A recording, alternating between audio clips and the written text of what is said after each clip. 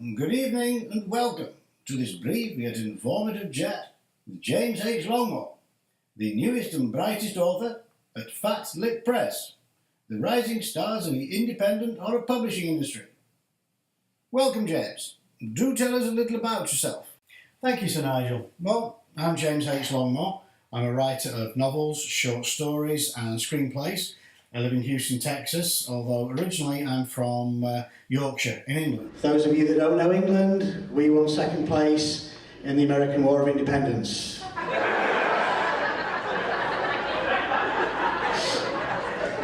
I'm sorry, was that too soon? Yes, that is terribly amusing, isn't it? Tell me, and I'm sure our viewers at home would like to know, what does your middle initial, the H, stand for? Don't ever ask me that. And I'm sure you have plenty of witty observations about being a British person living over here in America. So, one of the concepts that I really don't get, coming from England over here, is the whole concept of family restrooms. Yeah? I'm told it's so the whole family can go to the restroom together. Now, I really don't want my kids seeing what I get up to in a public bathroom, to be honest. Come on, kids, come on. Let's go watch Daddy suck a stranger's dick for money.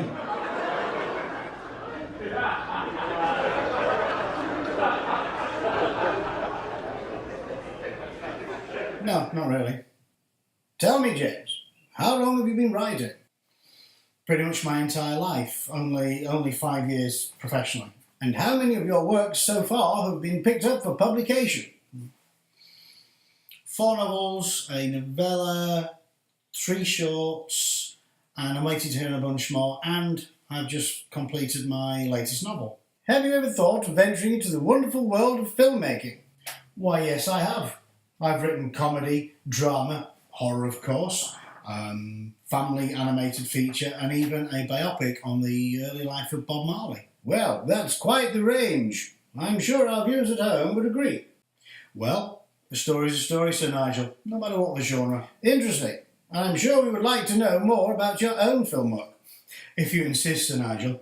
I've shot a handful of short movies based on some of my short stories, most recent of which was First Impressions. Oh, the problem ones anyways.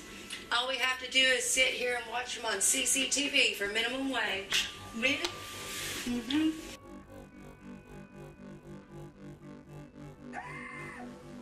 I know, it's not exactly what I had in mind when I got into nursing either.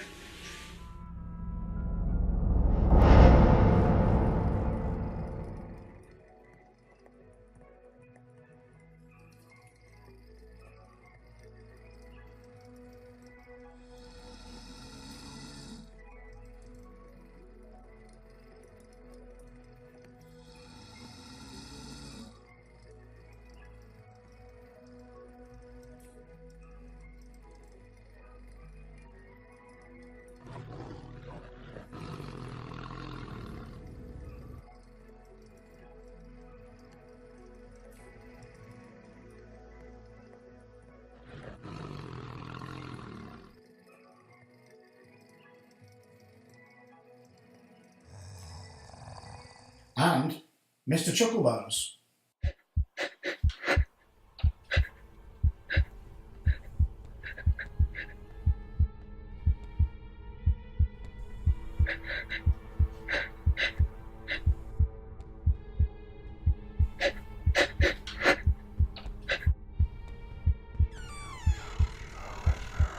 When last Mommy and Daddy told me he doesn't exist. But Mr. Chucklebone says that he does.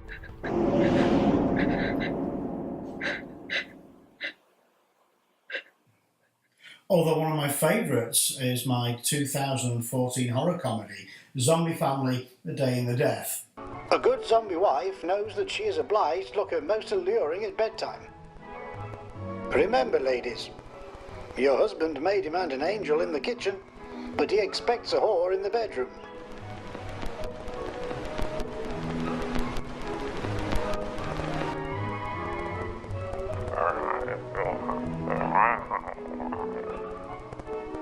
Hid with the foreplay over, It's time to get down to the unpleasant necessities of marital coitus, because a healthy sex life is the glue that binds a happy marriage. Hence, speaking of glue,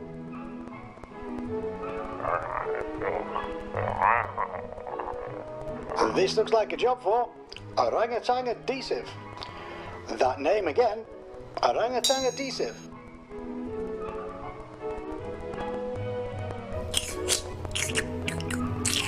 And now for the clever part. With orangutan adhesive, it's 30 seconds and you're good to go.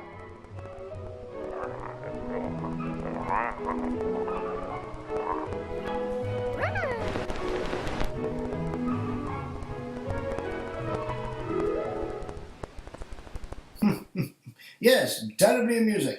And have you won any awards for any of your films? Yep, this one was for Best Director, Zombie Family. And I've collected a few others along the way. Most impressive. Thank you. But you still see yourself primarily as a writer. Yeah, the films are a great way to showcase myself as a writer. Something visual that catches the attention. So James, do tell me about your latest novel, The Erotic Odyssey of Colton Forshay, published by Fat Lip Press in June 2016. It's a peculiar and wacky story in the great tradition of Bizarro. Bizarro? Bizarro is an extreme branch of the horror genre. It's usually set in weird, strange places and populated by decidedly odd characters. My own unique brand of Bizarro usually contains a rich vein of dark comedy. Ah, I see. So James, do tell me a little more about The Erotic Odyssey of Colton Forshay. Oh, that's the name again. The Erotic Odyssey of Colton Forshay. Fat Lip Press, June 2016. If I may read. Oh, please do. Colton Forshay dreams himself into a bizarre sexual dystopia, a world in which strange sex acts and violence are the norm, on which the currency is deviant sexual acts. In this dream world, Colton inadvertently gets his dog pregnant and his wife is brutally murdered as a contestant on a popular TV game show. At first disturbed, then intrigued and aroused by his dreams of this other world, Colton is drawn deeper in and begins to spend increasingly more time there with the help of sleeping pills. Colton finds himself caught up with the resistance movement, who believe that the government, led by a telepathic ocelot, controls people by means of dreams of another world that sounds uncannily familiar as the story alternates between Colton's reality and fantasy dream worlds, and the two become inexorably blurred until the disturbing truth is revealed. It certainly sounds like mine and Mrs. Sir Nigel Dresden's cup of tea. That name again? The Erotic Odyssey of Colton Forshay. And what made you write such a fantastical tale of depravity? My objective was to create an entertaining flight of fantasy that was both brutal and funny and sexy. That's brutal and funny and sexy. Would you be so kind as to read us a snippet or two? Oh, I never thought, but go on then.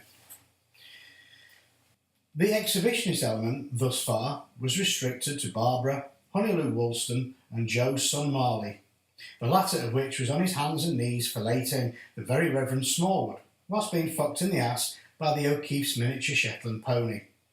As the pony thrust into him, Joe's genitals dangled like a hypnotist's watch in a small metal patch which was stinging his scrotum into a red, swollen mess. Colton smiled over at the unholy trio. Shame on Tom and Barbara, he thought. They really ought to do something about their weed problem. That is stirring stuff. Perhaps our viewers at home would like to hear a little more. Cole grunted and thrust hard into his tormentor's hand, working hard towards his orgasm. In the blink of an eye, the dominatrix had pushed Cole's dick downwards and nailed it to a wooden table by its engorged purple head. Colton saw that the dominatrix was already selecting another tool from the wall, something that looked to him like a cast-iron melon bowler. Colton wanted to close his eyes, but somehow his morbid fascination couldn't allow him to tear himself away. Cole sobbed as the pain from his dick tore through his body. "Oh, sweet Jesus, no," he cried. "I'll do anything, please, no more."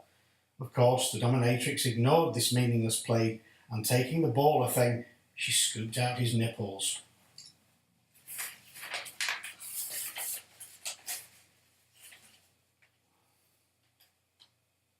Another swift motion, she was good at those, and the dominatrix removed Cole's tongue at the root with a paring knife. She held the tongue aloft for him to see, and Cole screamed as best he could with no tongue and a mouth filled with blood. He struggled and bucked on the table and coughed and spluttered thick gobs of blood over his ruined body, his cries wet and gurgling. The dominatrix, in what appeared to be an uncharacteristically tender gesture, twisted Cole's head to one side to allow the blood from his mouth to pour out, presumably to prevent him drowning in the stuff. Thank you, James. That was super. You're welcome. You will be able to purchase the Erotic Odyssey of Colton Forshay from Fat Lip Press on the 21st of June 2016. It will be available in both print and electronic format that the young people today seem to favour, although I myself prefer a proper book. You can find out more about this and James's other work, and even watch some of his moving pictures should the fancy take you, on his website www.jameslongmore.com. So for now, I'd like to thank James for joining us to shamelessly plug his book, The Erotic Odyssey of Colton Forshay, Fat Lip Press, June 21st, 2016. From me, Sir Nigel Gresley, it's goodbye for now.